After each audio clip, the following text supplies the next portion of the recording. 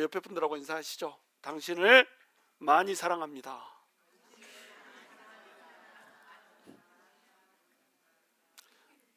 우리 다시 한번 인사하시죠. 당신의 얼굴에 예수님이 보이십니다.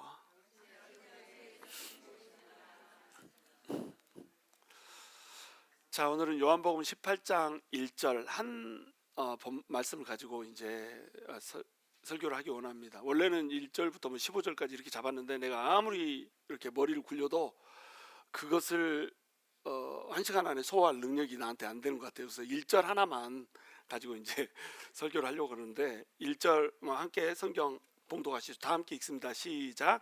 예수께서 이 말씀을 하시고 제자들과 함께 기드론 시내 건너편으로 나가시니 그곳에 동산이 있는데 제자들과 함께 들어가시니라. 아멘. 이 말씀이 왜 그렇게 중요하길래 도대체 이 말씀 하나 가지고 한 시간을 설교하겠다고 하는가. 여러분, 요한은 정말로 위대한 신학자였습니다. 그래서 요한이 이 성경을 이끌어가면서 단어 하나, 지명 하나, 인명 하나, 그다음에 시점 하나, 이것을 허투루 기록하는 법이 없습니다. 요한은 자기가 필요로 하는 그 내용을 정확히 기록을 하고 자기가 본문 내용상 별로 필요가 없다라고 생각되잖아요. 그러면 훅 쳐버립니다. 그래서 어떤 절기에 이 말씀이 선포되고 있는지, 또는 어떤 시점에 이 말씀이 선포되고 있는지, 이것에 따라서 그 말씀 한 구절 가지고 또는 한 단어 가지고 이후에 펼쳐질 모든 내용들을 그냥 한 단어나 한 절로 압축시켜버리는 그런 일들을 계속 수행합니다. 예를 들면 요한복음 5장에 베데스다 연못 얘기가 나오잖아요. 베데스다 연못 얘기 나올 때 베데스다의 연못에서 그 사건이 펼쳐지는 시점이 언제예요? 유대인의 명절입니다. 요한은 기록을 하면서 유대인의 명절이면 이것이 유월절인지 수전절인지 수장절인지 아니면 오순절인지 이걸 기록하거든요. 항상 의미가 있으면. 근데 유월절인지 오순절인지 수장절인지 기록을 안 한 거예요. 그럼 무슨 뜻입니까? 무슨 절기였는지는 중요하지 않다는 겁니다. 이거를 내가 얘기하고 싶은 마음이 없다는 거예요. 그런데 뭘 얘기합니까? 이 사건이 일어나는 장소가 어디다? 베데스다라는 거예요. 베데스다가 뜻이 뭐죠? 베잇 헤세드, 이걸 줄여가지고 베데스다 이렇게 부른 겁니다. 베잇 헤세드, 베잇은 집이란 뜻이고요. 헤세드는 은혜, 자비, 인애 막 이런 뜻입니다. 인애의 집, 은혜의 집, 자비의 집, 이런 뜻이에요. 그러니까 자비의 집에서 이 일이 벌어지고 있다.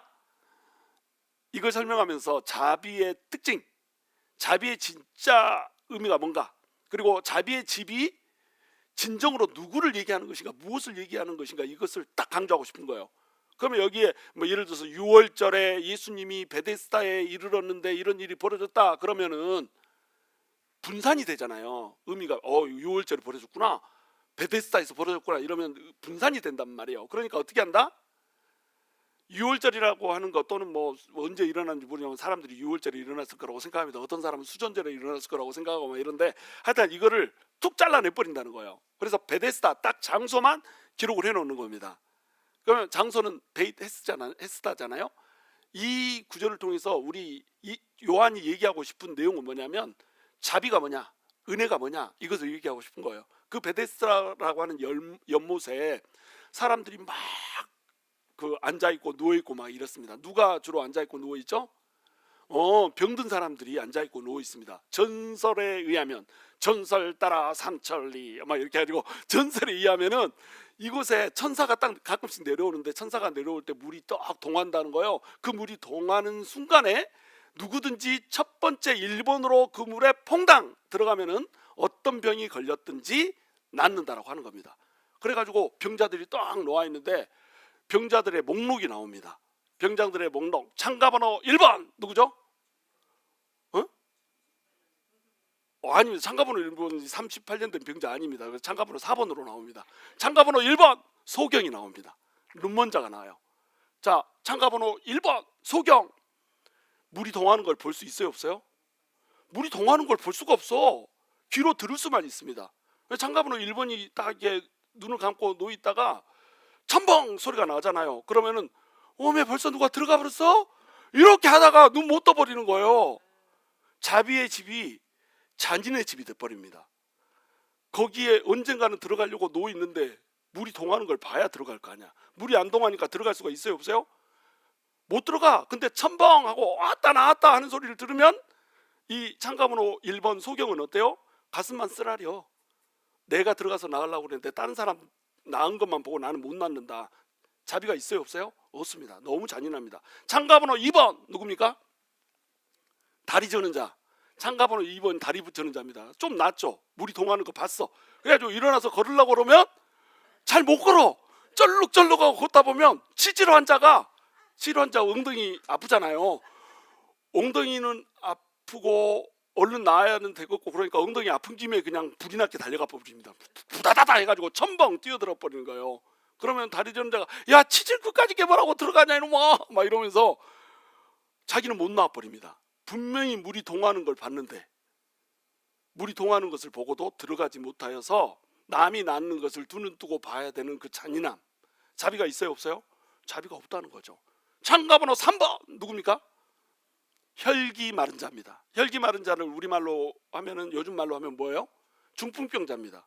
이 사람은 물이 동하는 건 보여요. 그리고 절름발이가 저기서 막 이러고 걸어가는 것도 보입니다. 근데 치질 환자가 똑 뛰어다니는 것도 보이는데 나는 몸이 일어나요, 안 일어나져요? 일어나려고 아무리 애를 써도 몸이 움직이질 않는 거예요. 그 혈기 마른 자 중에 한 명이 누굽니까? 38년 된 병자요. 그 38년 된 병자가 아무리 일어나려고 몸을 막 용을 쓰고 막 이렇게 하는데 몸이 움직여 안 움직여? 안 움직입니다. 이런 곳이 베데스다라고 하는 이름을 갖고 거기에 떡하니 있다는 거예요. 이것은 베데스다가 아니라는 거야. 이름은 베데스다라고 하는 이름을 가졌지만 진짜 베데스다가 아니다. 그래서 예수님이 이 그 38년 된 병자한테 찾아가서 뭐라고 얘기합니까? 네가 보기를 원하냐? 이렇게 얘기하잖아요. 그랬더니 38년 된 병자가 뭐라고 대답해요? 아, 내가 보기를 원하긴 하는데 누가 나를 들어가지고 이쪽으로 밀어주는 사람이 없나이다. 그래가지고 눈을 못 뜨겠어요. 이렇게 얘기하는 거예요. 보기를 원하느냐? 그러면 뭐라고 대답하면 돼요? 네 하면 돼요. 그러면 떠 하면 뜬단 말이. 이게 자비의 집이라는 겁니다. 떠 하면 뜨고 일어나 하면 일어나고 걸어 하면 걷고 이렇게 되는 것이 자비의 집이라는 거예요. 주님이 오시면 진짜 자비가 펼쳐지는데 그 어떤 사람이건 경쟁하지 않고 남이 들어가기 전에 내가 먼저 들어가서 나만 은혜 받는 거 아니고 모든 사람들이 함께 은혜를 받는 그 집이 열리는데 그 집이 바로 누구냐? 내가 그 집이야. 내가 베데스다야. 이렇게 얘기해 주는 장면을 설명하려고 우리 요한이 기록할 때 어떻게 기록하냐면 유대인의 명절 얘기 안 합니다. 어떤 명절인지 얘기 안 하고 베데스다에서 딱 이렇게 얘기한다니까요. 요한이 그렇게 기록을 합니다. 요한의 기법이, 요한은 천재입니다. 천재. 내가 이 성경을 쫙 읽으면서 정말로 제일 그 신학적으로 존경하는 인물을 꼽아라. 저는 주저없이 사도 요한을 꼽습니다. 어마어마합니다. 그리고 또 그 가늠하다가 잡혀온 여자가 요한복음 8장에 나오잖아요. 가늠하다 잡혀온 여자 이야기가 요한복음 8장에 나온 다음에 요한복음 7장에는 어떤 이야기가 나옵니까? 수장절에 예수님이 그 물을 붓는 관유의식을 하는 그 틈에 서가지고 나를 믿어라, 나를 믿는 자는 생수의 강이 배에서 흘러넘칠 것이다 막 이렇게 설교하는 장면이 나온다니까요. 나를 믿으면 누구든지 생수의 강이 터져 오르는 그 생수를 맛보게 될 거야. 너네가 붓고 있는 그런 생수가 진짜 생수가 아니고 내가 너에게 부어주는 생수가 진짜 성령의 생수야. 나를 믿어야 돼. 그래야 너네는 살아. 이렇게 얘기를 해주는 겁니다. 그리고 8장으로 넘어가면서 요한복음 그 8장에 가늠하다 잡혀온 이야기가 나오고 9장에 넘어가면서 어떤 얘기가 나와요? 9장에 날 때부터 소경된 자가 실로암 물에 가서 씻는 장면이 나오잖아요. 자, 이렇게 열심히 설명을 반복해서 해줬는데도 모르시면 참 감사합니다. 목사가 이래서 먹고 사나 봐. 얘기를 해줘도 몰라가지고 계속 얘기를 해야 되니까. 자, 그래서 이 그 가늠하다 잡혀온 여인도 날 때부터 소경된 자도 전부 다 배경이 뭐예요?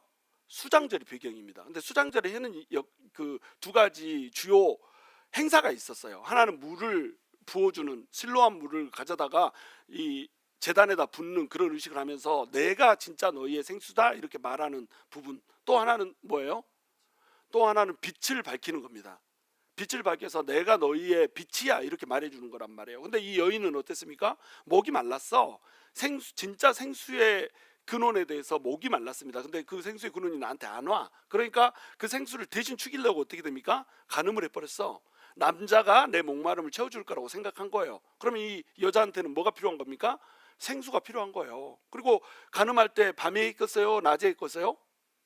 대낮에 막 자고 막 이러진 않았을 거 아니에요. 밤에 남들 물포다 날리고 막 이런 거 하면서 지내는 그 시간에 자기는 간음하고 있었던 겁니다. 그러니까 그 여자의 상태가 뭐예요? 어둠입니다. 이 여자한테 필요한 건 뭡니까? 빛이라는 거예요. 소경도 마찬가지입니다. 남들 전부 다 물 퍼다 나르는 의식, 생수 의식하고 빛을 밝히고 막 그러는데 생수 의식을 하는 것도 볼 수도 없고 빛도 볼 수가 없어요. 그러니까 우리 예수님이 오셔가지고 내가 이 세상의 빛이다. 가늠하다 잡혀온 여인의 얘기 끝나자마자 예수님이 내가 세상의 빛이다. 빛 가운데 다니는 자는 더 이상 이제 죄를 짓지 않고 산다. 이렇게 하면서 너 다시는 가서 죄 짓지 말아라. 이렇게 얘기를 해주는 장면으로 이어집니다. 그러니까 가늠하다 잡혀온 여인의 이야기를 하고 내가 빛이야. 어둠 속에 살지 말고 이제 빛 속에서 살아. 이렇게 얘기해주고 이스라엘 백성들 그때 당시에 살아가고 있는 모든 사람들이 어둠 속에 살고 있다라고 하는 것을 보여주기 위해서 소경한 사람을 소개하는 거예요. 너네가 이 소경이야? 근데 실로암물, 다시 얘기해서 하나님의 보내심을 받은 자 예수 그리스도의 생수에 가서 눈을 씻으면 빛을 볼 수가 있는 거야. 이제 내가 빛이 되어줄게 라고 하는 것을 설명해 주려고 소경된 자를 세워가지고 구장에서 그 소경된 자를 고쳐줘 버리잖아요. 이것을 언제 했다고요? 수장절에 했단 말이에요. 그러니까 사도 요한은 철저히 내가 어떤 사건을 소개를 하고 싶으면은 이 사건이 언제 일어났는지를 통해 가지고 그 사건 전체를 이 한 단어하고 그냥 딱 맞춰버립니다. 그러니까 오늘 18장 1절 설명하려고 내가 이렇게 길게 설명을 하고 있단 말이에요. 18장 1절도 사도 요한이 설명하는 그 방식에 입각해서 설명을 하고 있는 거예요. 자, 1절 함께 같이 읽습니다. 시작. 예수께서 이 말씀을 하시고 제자들과 함께 기드론 시내 건너편으로 나가시니 그곳에 동산이 있는데 제자들과 함께 들어가시니라. 이렇게 되어 있습니다. 자, 동산은 어떤 동산일까요? 십자가에 달리기 직전에 가신 동산이 있습니다. 어떤 동산이요? 겟세마네 동산입니다. 그러면은 예수님이 겟세마네 동산에 가시니라 이렇게 기록하면 되잖아요. 그렇죠? 근데 예수님이 강조해서 설명하고자 하는 이름이 겟세마네가 아닙니다. 겟세마네는 뜻이 뭐예요? 겟세마네의 뜻은 알아야 되는데 겟세마네의 뜻이 기름 짜는 틀이라는 뜻입니다. 이 겟세마네가 어디에 있습니까? 감람산에 있습니다. 감람이 우리말로 영어로 뭡니까? 올리브입니다. 올리브 나무라고 하는 산에 겟세마네라고 하는 동산이 있는 거예요. 그러면 겟세마네에서 하는 일은 뭘까요? 이 올리브를 짜서 기름을 짜내는 일을 합니다. 겟세마네의 뜻은 기름 짜는 틀 이런 뜻입니다. 기름을 짜려면 어떻게 해야 되죠? 올리브를 사정없이 으깨버려야 됩니다. 그러니까 요한이 만약에 사람들을 위해서 으깨졌다라고 하는 예수 그리스도의 그 고통에다 초점을 맞추고 싶었으면 기드론 시내 건너편 이 말을 빼버립니다. 그리고 이 말씀을 마친 후에 예수님이 어디로 갔다 이렇게 얘기할까요? 겟세마네로 가셨다 이렇게 얘기합니다. 예수님이 사람들에게 기름을 부어주시기 위해서 예수님께서 십자가에 달리셨다 이 말을 표현하고 싶으면 요한은 어떻게 표현하냐면 기드론 시내 딱 날려버리고 그곳에 동산이 있는데 이렇게 표현하지 않고 감람산으로 가시니라 이렇게 표현합니다. 그러니까 정확히 요한은 그 이후에 어떤 얘기를 기술하고자 하고 그것이 어떤 의미를 갖는가를 뭘로 표현하냐면 단어 하나로 딱 심어두는 거예요. 그러니까 기드론 시내라고 표현했다라고 하는 것은 이 기드론 시내가 얼마나 중요한 의미를 갖는지 이것을 설명하려고 표현하려고 그런 겁니다. 그래서 기드론 시내라고 하는 이 한 단어가 앞으로 이 18장부터 20장까지 예수님께서 십자가에 못 박혀서 죽는 그 사건의 의미를 담게 하기 위해서 기드론 시내 이렇게 얘기한 거예요. 그래서 아예 그곳에 동산이 있는데 할 때 이 겟세마네 동산은 빼버린 겁니다. 자, 그러면 기드론 시내는 어디 있는가? 기드론 골짜기가 어디 있는가 볼게요. 이 지도 보이시죠? 지도 왼쪽부터 봅니다. 이 흰놈의 골짜기라는 데가 있습니다. 이 반대말이 검은놈의 골짜기 막 이런 거 아니에요. 흰놈의 골짜기 하니까 뭐 여기는 백인들이 사나보다 막 이렇게 생각하면 안 됩니다. 반대편에 검은놈의 골짜기 있어가지고 뭐 흑인들이 사나보다 이렇게 생각하시면 안 돼요. 흰놈의 골짜기, 여기에서부터 게헨나라고 하는 단어가 나옵니다. 게헨나가 뭐죠? 지옥입니다. 지옥. 그러니까 흰놈의 골짜기, 여기서 우상을 숭배를 했어요. 우상 숭배하고 몰록이나 금오스 신 이런 거 섬기고 난 다음에 자기의 아들을 여기서 태워 죽이는 의식을 하고, 이게 흰놈의 골짜기입니다. 그러니까 이곳은 정말로 우상 숭배로 해가지고 그 불경건이 싹 텄던 곳이고, 불경건 때문에 불의가 싹 터가지고 그 아들마저도 불에 태워 죽이는 그 더러운 골짜기가 어떤 골짜기예요? 흰놈의 골짜기요. 단어는 흰놈의 골짜기, 그러니까 하얀 것 같은데 정말로 검은 골짜기가 흰놈의 골짜기입니다. 근데 이 흰놈의 골짜기에서 쭉 올라가면 여기에 어떤 산이 있냐면 시온산이 있어요. 저기 765m 정도 됩니다. 어머나, 나 미쳤나 봐. 이런 것까지 기억하고 있어. 765m입니다. 그리고 여기서 좀 내려오면 여기도 이제 산지니까 여기 산이 하나 있는데 여기가 모리아산입니다. 이 모리아산에 뭐가 세워져 있어요? 성전이 세워져 있습니다. 이 모리아산이 뭘로 유명합니까? 구약 시대에 아브라함이 이삭을 바친 곳입니다. 아브라함이 이삭을 바친 그 땅, 그것이 이제 뭘 상징해요? 성부 하나님이 성자 하나님을 바친 곳이라고 하는 이제 의미가 되는 거예요. 그래서 이 모리아산에다가 성전을 세우잖아요. 그래서 이것을 모리아산이라고 부르고 성전산이라고도 부르고 이렇게 부르는 겁니다. 그래서 시온산부터 모리아산, 여기가 전부 다 통째로 뭐겠어요? 여기가 예루살렘인 거예요. 예루살렘이 여기 있습니다. 그리고 예루살렘에 성전이 딱 존재를 하는 거예요. 그러니까 예루살렘 동쪽 끝편에 성전이 존재를 하는 거죠. 거기에서부터 쭉 이제 밑으로 내려가면 기드론 골짜기 있습니다. 이 성전산이 시온산보다 좀 낮잖아요. 여기가 한 750m 정도 됩니다. 그리고 여기에서 쭉 내려가면 기드론 골짜기가 있고요. 기드론 골짜기에서 다시 쫙 올라가면 제일 높은 산 감람산이 있어요. 이게 이제 800m가 넘습니다. 이렇게 돼 있어요. 800 뭐 한 17m인가 막 이렇습니다. 그리고 이 감람산에 올라가다 보면 감람산 높은 정상 말고 작은 동산이 하나 있는데, 이 동산이 뭐라고요? 겟세마네라는 동산이에요. 그리고 이 시점이 언제예요? 마지막 만찬을 마쳤어. 마지막 만찬을 마치고 예수님께서 모든 사람들을 위해서, 믿는 사람들, 그러니까 자기 제자들, 그리고 향후에 믿게 될 모든 사람들을 위해서 뭘 해줬습니까? 대제사장의 기도를 해줬단 말이에요. 요한복음에서는 대제사장의 기도가 나오는데 마태, 마가, 누가에서는 대제사장의 기도가 안 나옵니다. 그렇죠? 그들은 그것을 강조하고 싶은 생각이 없었기 때문에 기록을 안 했어요. 근데 마지막 만찬을 마치고 나서 간 장소에 대해서 마태하고 마가는 어떻게 기록을 했어요? 겟세마네에 가서 기도했다, 이렇게 나옵니다. 그러니까 그들이 강조하고 싶었던 건 뭐예요? 예수님이 기름지 않은 틀에 들어가셔서 우리를 위해서 고통받으셨다라고 하는 것에 집중을 하고 싶었던 거예요. 그러니까 겟세마네로 갔다고 얘기를 했던 겁니다. 그런데 누가는 역사가잖아요. 역사가기 때문에 이 누가복음의 대상이 누굽니까?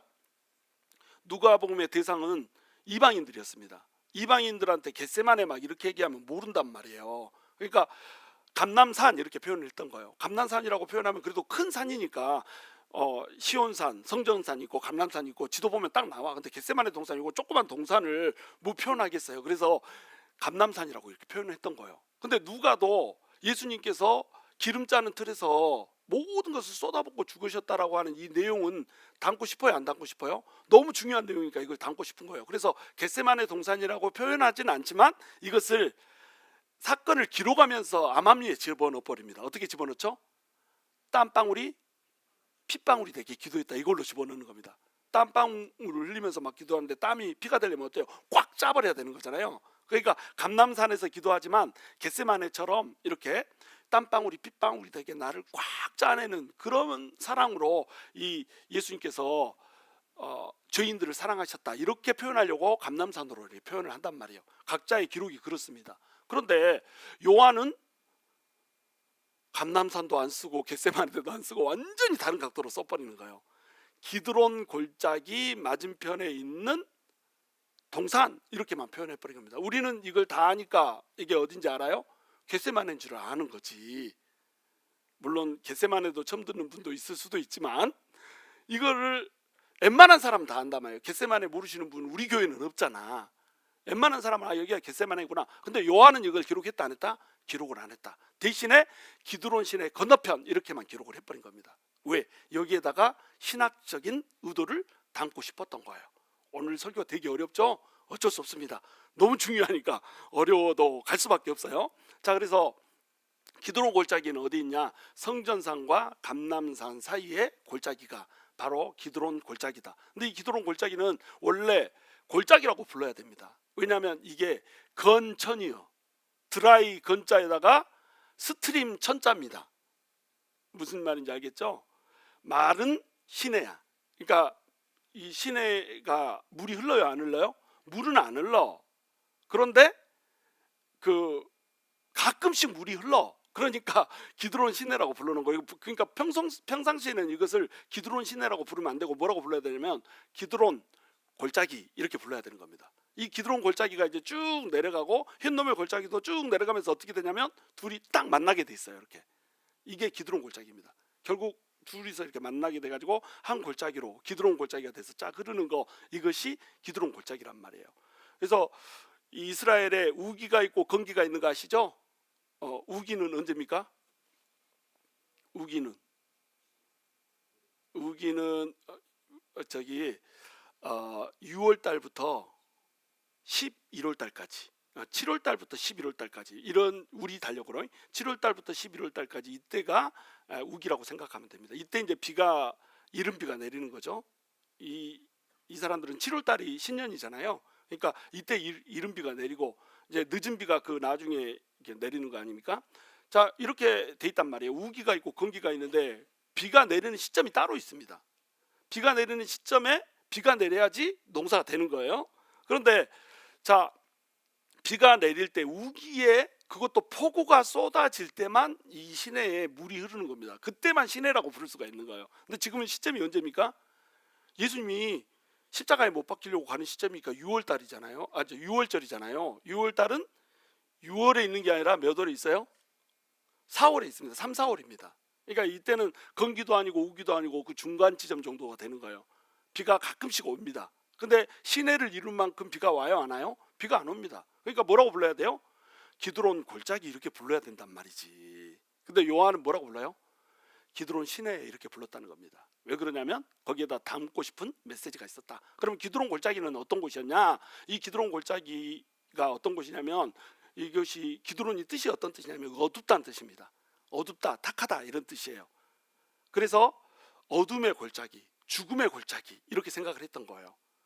이들은 감람산에서 부활해가지고 영생으로 이른다고 생각했습니다. 부활한 사람들이 그 바리새인들이나 이런 사람들, 정통 유대인들은 부활을 믿었잖아요. 부활하면 부활해가지고 어디에 모이냐면 감람산에 모이는 거예요. 그래가지고 감람산에서 모인 다음에 영원한 생명으로 들어간다 이렇게 생각을 했습니다. 그러려면 부활해가지고 감람산에 모여야 될 거 아니에요. 그러면 여러분이 만약에 이것을 믿는다고 한다면 묻히는 건 어디에 묻히고 싶어요? 어디에 묻혀야지 얼른 부활해가지고 얼른 영원한 생명으로 들어갈까요? 왜 여기 어디 감남산은 안 묻힌다니까. 감남산 산이잖아. 영광스러운 곳에 묻히는 게 아니에요. 골짜기에 묻혀야지. 그래서 기드론 골짜기에 묻히는 겁니다. 그래서 유대인들은 소망이 뭐냐면 나 죽으면은 기드론에 묻어줘. 엄마 나 죽으면 어디다 묻지 마? 그런 노래가 있잖아요. 유대인들은 부르는 노래가 엄마 나 죽으면 기드론에 묻어줘 이렇게 했다니까요. 기드론에 묻혀야지 감람산에서 얼른 회합해가지고 갈 수 있는 거예요. 저기 소렛 골짜기나 뭐 이스라엘 골짜기 이런 데 묻히면 오다가 영생으로 다 들어가 버리고 나는 못 들어가 버려. 이런 개념이 있는 겁니다. 그러니까 다들 기드론 골짜기에 묻히고 싶었다. 그래서 여기에 뭐가 모여 있어요? 유대인들의 공동 묘지가 묻혀 있는 겁니다. 그리고 이제 성전이 이제 가까이 있잖아요. 그래서 무슬림들이 지금은 성전을 차지하고 있잖아요. 성전터를. 그건 아시죠? 그러니까 여기 메카가 돼가지고 무슬림들도 가장 성전 가까이에, 자기들 성소 가까이에 있고 싶다 해가지고 기드론 골짜기에 묻히고 싶어합니다. 그러니까 유대인들, 이슬람 성도들 전부 다 묻히고 싶어서 여기에 공동 묘지가 쫙 펼쳐져 있어요. 죽음의 골짜기입니다. 무덤의 골짜기고 죽음의 골짜기고 어둠의 골짜기고 이런 것이 기드론 골짜기예요. 그리고 이제 역사적으로 압살롬이라고 하는 사람 알죠? 다윗이 왕이었다는 건 알죠? 다윗이 왕이었는데 다윗의 아들이 반역을 일으킵니다. 압살롬이 그냥 반역을 일으켜가지고 아버지를 왕자에서 쫓아내고 자기가 왕이 되고 싶어 합니다. 근데 다윗이 급작스럽게 자기 아들이 막 그 군대를 모아가지고 공격을 해버리니까 도망을 가잖아요. 도망을 갈 때에 지났던 곳이 어디예요? 이 기드론 골짜기입니다. 이 기드론 골짜기를 막 울면서 다윗이 지금 우리 아들한테 내가 쫓김을 당해서 이렇게 가는구나. 이것이 밧세바랑 잤던 나의 죄악 때문이로다. 막 이렇게 하면서 우 하면서 건넜던 골짜기가 어떤 골짜기예요? 기드론 골짜기입니다. 그걸 보고 압살롬이 신바람이 나버렸습니다. 야, 드디어 꼴보기 싫었던 우리 아버지를 쫓아내고 내가 이제 왕이 된다 이렇게 생각을 한 거예요. 그래가지고 이 압살롬이 압살롬 그것을 늘려놓은 겁니다. 이 압살롬이 너무너무 기분이 좋아가지고 기드론 골짜기를 지나면서 지 아버지는 여기서 울면서 지났는데 자기는 여기다가 기념비를 세워버립니다. 야, 우리 아버지를 내가 몰아내고 드디어 예루살렘 밖으로 쫓아냈다 이러면서 기념비를 딱 세워버려요. 근데 압살롬이 나중에 어떻게 됩니까? 자기가 너무너무 귀하게 여겼던 이 머리털이 도망가다가 상수리나무에 걸려버리잖아요. 그래서 대롱대롱 매달려 있는 것을 요압이 우리 아들을 죽이지 말아라. 다윗이 그렇게 죽이지 말라고 얘기했는데도 죽여버립니다. 그래가지고 죽인 압살롬의 시체를 어디다 갖다가 던져버리죠? 기드론을 갖다 던져버려요. 그러니까 기드론이 내가 왕이야 하고 기념비를 세웠던 그 자리에 압살롬이 묻혀버리게 된 겁니다. 기념비가 뭐가 돼버렸어? 비석이 돼버렸어. 이 압살롬이 누구예요? 나요, 나. 내가 이 압살롬인 거예요. 이 압살롬인 거예요. 내가 누구한테 반역을 했어요? 다윗이 이제 하나님을 예표한다면 왕이신 내 아버지 왕에게 대적을 해가지고 내가 왕이 되고자 해버린 겁니다. 그리고 하나님 없이 나 혼자 잘 사니까 너무너무 좋다 그러고 기념비를 딱 세웠는데 내 교만으로 내 잘난 것으로 기념비를 딱 세웠는데 그 왕자리에서 딱 물러나고 오히려 내가 죽어가지고 어때요? 기드론 골짜기, 죽음의 골짜기에 묻혀야 되는 존재, 이런 존재가 내가 돼버렸다니까요. 그것을 이미지화 시켜놓은 게 이 얘기란 말이에요. 자, 그리고 이것은 어떤 것이냐면 또 압살롬한테 쫓겨갈 때에 그 시므이라고 하는 애가 나타나잖아요. 시므이가 원래 사울 왕가인데 다윗이 이제 사울 왕가가 죽고 나서 다음 왕가로 이제 등극을 하지 않습니까? 그것은 사울이 잘못했으니까 하나님이 그렇게 한 건데 시므이는 이제 사울 왕가 가문이니까 다윗이 마치 반역을 일으켜가지고 그렇게 한 걸로 오해를 막 하는 거예요. 그래서 다윗이 도망가는데 어떻게 합니까? 먼 돌멩이를 막 던지면서 야, 시원하다. 그렇게 너네가 사울한테 막 못되게 하더니 못되게 한 적이 없습니다. 사울이 못되게 했지. 근데 막 헛소문을 막 퍼뜨리면서 이놈아 저주를 받아라. 네게 아들한테 그렇게 하니까 나는 기분 좋아 죽겠고 너는 기분 나빠 죽겠지. 막 이러면서 돌 던지면서 달려옵니다. 먼지를 뿌리면서 막 이렇게. 듣기에도 기분 나쁘죠. 이런 일을 당하니까 다윗이 이 사람을 다윗의 부하 중에 한 명이 명령만 내리십시오. 내가 가가지고 땅에다 꽂아볼랍니다. 막 이렇게 해가지고 혈기를 막 부리고 이랬어요. 그러니까 다윗이 저를 통해서 나에게 하고 싶은 말을 한다 이렇게 해가지고 그때는 용서를 해줬습니다. 근데 솔로몬이 자기 후임이 되잖아요. 솔로몬이 이제 왕이 될 때 시므이라고 하는 이 사람을 절대로 용납하지 말아라 이렇게 얘기합니다. 그래가지고 이 사람의 경계를 정해줍니다. 만약에 시므이가 기드론 골짜기를 벗어나면 죽여라. 반드시 기드론 골짜기 안쪽에서만 살아야 된다. 이런데 시므이가 어떻게 합니까? 기드론 골짜기를 벗어나 버립니다. 뭘 잊어버려가지고 그거 찾으러 돌아다니다가 기드론 골짜기를 벗어나 버려요. 그러니까 어떻게 됩니까?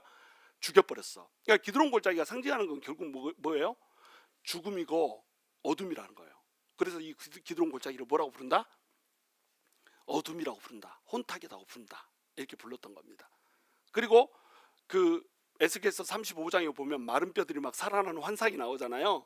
그 환상이 많은 사람들이 장소가 나오지 않지만 아마 기드론 골짜기일 것이다 생각하는 거예요. 왜? 시체들이 그만큼 군대를 이룰 만큼 많이 묻혀 있는 곳은 기드론 골짜기의 공동묘지밖에 없지 않냐 이렇게 생각하는 거예요. 그러니까 기드론 골짜기 딱 하면 여러분이 생각해야 되는 게 뭐예요? 이곳은 죽음이다 이렇게 생각을 해야 되는 겁니다. 근데 기드론 골짜기라고 안 부르고 뭐라고 불러버렸다고요? 기드론 시내라고 불러버렸다니까요. 물이 안 흐르는데. 지금은 6월절 기간이잖아요. 6월절 기간 동안에 물이 흘러요, 안 흘러요? 물이 안 흐릅니다. 땡땡 말라 있습니다. 물을 찾아볼 수가 없어. 또랑도 아니요. 그런데 그것을 뭐라고 부른다? 기드론 시내라 부른다. 기드론 시내라고 부를 때는 뭘 염두에 대고 부르냐면 기드론 시내에 또 다른 이름이 있습니다. 그 이름이 뭐예요? 컨닝하셔요. 백향목 시내라고 불렸습니다. 근데 이 기드론 골짜기에 백향목이 살까요, 안 살까요? 자, 찍어보세요. 살까요, 안 살까요? 안 삽니다. 백향목이 살려면은 물이 풍성해야 되잖아. 기드론 골짜기는 빼짝 말라 있어. 백향목같이 큰 나무가 살 수 있어요, 없어요? 없어. 근데 이 골짜기를 뭐라고 불러요? 백향목 시내 이렇게 불렀다니까요. 왜 그랬을까요? 백향목이 상징하는 영적인 의미가 있는 겁니다. 백향목은 뭘 상징하냐? 백향목은 어디 있어요? 레바논에 있잖아요. 드로와 시돈에서 백향목 갖다가 성전 지었잖아요. 근데 백향목 골짜기라고 여기를 불러놓은 이유, 그 이유는 뭐냐면 백향목 자체가 상징하는 것이 부활과 생명을 상징하는 거예요. 그러니까 왜 백향목 시내라고 불렀는지 이해가 되시죠? 물도 하나도 흐르지 않는 이곳에 죽음이 딱 있어가지고 죽은 무덤들이 묻혀져 있지만 나중에 죽었던 자들이 일어나가지고 감람산에서 그 하나님의 은혜의 물이 흐르는 그것을 경험하면서 영원한 생명으로 들어갈까, 이런 기대가 있었던 거예요. 죽음을 통과하고 나면 부활이 있을 거라고 하는 기대가 있는 겁니다. 그래서 부활과 생명을 상징하는 백향목 시내 이렇게 불렀던 거예요. 이해가 되시죠? 참 어렵지만 이해는 되시죠? 자, 그래서 여기를 백향목 시내라고 부른 건데 기드론 시내 이렇게 불렀단 말이에요. 요한은. 그러니까 요한은 어떤 표현을 하고 싶은 거예요? 기드론에 들어있는 죽음이라고 하는 의미와 시내라고 하는 것에 들어있는 부활과 생명이라고 하는 의미를 같이 담고 싶었던 겁니다. 이 죽음을 통과해야지 부활과 생명이 온다라고 하는 것을 같이 한 단어 안에 담고 싶었던 거예요. 그러니까 기드론 시내 건너편으로 이 얘기만 해놓고 감람산 겟세마네는 쫙 빼버린 겁니다. 그리고 예수님이 이제 이곳을 지나가는 거예요. 근데 예수님은 어떤 존재로 이곳을 지나가고 있어요? 지금 십자가에 잡혀가지고 십자가 지고 죽으려고 이제 이곳을 지나고 있는 거잖아요. 그러니까 예수님의 지금 현재의 정체성은 뭐예요? 어린 양으로. 6월절에 여기에 물이 하나도 흐르지 않는데, 6월절 그 절기 동안에 물이 하나도 흐르지 않는데 갑자기 여기에 물이 시내처럼 철철철철 흐르는 시점이 있습니다. 언제일까요? 언제까? 딱 생각해 보세요. 6월절 양 잡는 날, 6월절 양을 딱 잡는 순간에 그 양의 피가 흐르잖아요. 근데 그 양의 피를 어디로 흘려보내냐면 이 기드론 골짜기로 흘려보내는 겁니다. 그러면은 양이 한 마리면은 뭐 골짜기로 무슨 피가 흘러가겠어요? 양이 몇 마리가 죽냐면 한 100만 마리 양이 죽습니다. 100만 명이 제사를 드린다고 생각해 보세요. 그러면 양만 몇 마리를 잡아야 돼요? 100만 마리를 잡아야 되니까요. 20만 명이 잡는, 뭐 짧게 잡아서 한 25만 명이 제사를 드린다 그러면 25만 마리의 양이 죽어야 되는 겁니다. 그러면 25만 마리의 양이 죽는 그 피가 어디로 흘러 들어가냐면 기드론 골짜기로 흘러 들어가는 거예요. 성전이 저기 있죠? 성전에서 양을 잡아서 피를 내보내면 이 핏물이 기드론 골짜기로 흘러 들어가는 거예요. 그러면 이 기드론 골짜기에는 지금 이제 뭐가 흐르겠어요? 6월절 양 잡는 날에 핏물이 흘러가지고 시내처럼 막 흐른다니까요. 그래서 죽음의 시내가 되는 겁니다. 양들이 죽은 죽음의 시내가 되는 거예요. 근데 이 죽음의 시내, 양들은 죽어서 양들이 죽은 그 죽음의 피의 시내가 되는데 양에게 죄를 전가시킨 사람 입장에는 뭐가 돼요? 이게 양한테 죄를 전가시키고 나는 살았으니까 생명의 시내가 되는 겁니다. 그러니까 역설이 일어나는 거예요. 양에 의한 양들의 죽음의 시내이면서 동시에 양한테 그 죄를 전가시킨 나의 생명의 시내가 되는 겁니다. 죽음의 시내이면서 동시에 뭐가 돼요? 생명의 시내가 되는 거예요. 그러니까 기드론 시내 이렇게 표현한 겁니다. 기드론의 죽음을 담고 백향목 시내의 생명을 담고 이래가지고 이것을 한 단어로 딱 조합을 시켰다. 줄임말로 만든 거예요. 기드론 골짜기의 백향목 시내, 이 말을 한마디로 딱 줄이려면 어떻게 줄이겠어요? 우리 같으면 이제 기백골 막 이렇게 기백골레 막 이렇게 부르겠잖아요. 우리 촌스럽게. 근데 요한은 촌스럽지 않았다니까요. 위대한 신학자라니까요. 그러니까 기드론 시내 딱 이렇게 이름을 붙여버렸던 겁니다. 근데 이곳을 누가 지나가고 있다고요? 예수님이 지나가고 있어. 뭘로? 어린 양으로. 이제 모든 인류를 위해서, 너네 죄를 위해서 내가 흰놈의 골짜기, 다시 얘기해서 게헨나로 떨어질 수밖에 없는, 너희 죄 때문에 게헨나로 떨어질 수밖에 없는 너희를 위해서 내가 희생양 어린 양이 돼서 기드론 골짜기를 지나고 있어. 이 기드론 골짜기는 어린 양인 나의 피로 말미암아서 시내가 될 거야. 이 시내에서는 나는 죽어서 내 죽음이 되겠지만 너희는 살아서 너희의 생명이 될 거야. 이러고 기드론 시내를 지나고 있다라고 하는 겁니다. 이것이 우리를 향한 예수님의 사랑이었습니다. 그래서 이 기드론 골짜기의 이 흐르는 피 때문에, 이것을 건너간 예수님의 그 피 때문에 예수를 믿는 모든 사람들은 죄가 속해질 거예요. 기드론 골짜기에서 피가 흘러가는 이것을 통해서 우리는 흰놈의 골짜기랑 딱 만날 때 게헨나로 결국 이어져서 게헨나 그 지옥으로 가야 되는, 지옥 불구덩이에 떨어져야 되는 우리의 운명이 이제는 감람산에서 승천해 가지고 하나님의 나라로 들어가는 운명으로 바뀌게 될 거라고 하는 겁니다. 우리 예수님이 어디에서 승천하시죠? 감람산에서 승천하시잖아요. 유대인들의 이런 문화를 따라서 우리 예수님이 시온산에서 승천을 하셔도 되는데 감람산에서 승천을 하십니다. 그리고 예수님이 다시 오실 때 어디에 서시겠다고 그래요? 시온산에 서시겠다고 그러는 거예요. 너희가 나를 본 이 모습 그대로 내가 돌아올 거야. 돌아와 가지고는 내가 시온산에 다시 설 거야. 막 이렇게 얘기합니다. 지금 시온산에 헤롯 궁이 서 있잖아요. 시온산은 원래 누가 서야 되는 곳입니까? 하나님이 서야 되는 자리. 예수 그리스도가 오면 그 예수 그리스도가 서야 되는 산이 시온산입니다. 그런데 지금 누가 서 있어요? 헤롯이 서 있습니다. 헤롯은 반쪽짜리 유대인이잖아요. 온전한 유대인도 아니야. 그런데 그런 자가 거기에 서 있어. 지금 나라가 이렇게 망쳐져 있다는 겁니다. 세상 나라가 이렇게 망쳐져 있다는 거예요. 하나님이 왕이고 예수님이 왕으로 서야 되는데 왕이신 하나님을 쫓아내버리고 그 자리에 대신 헤롯이 서 있는 이 나라.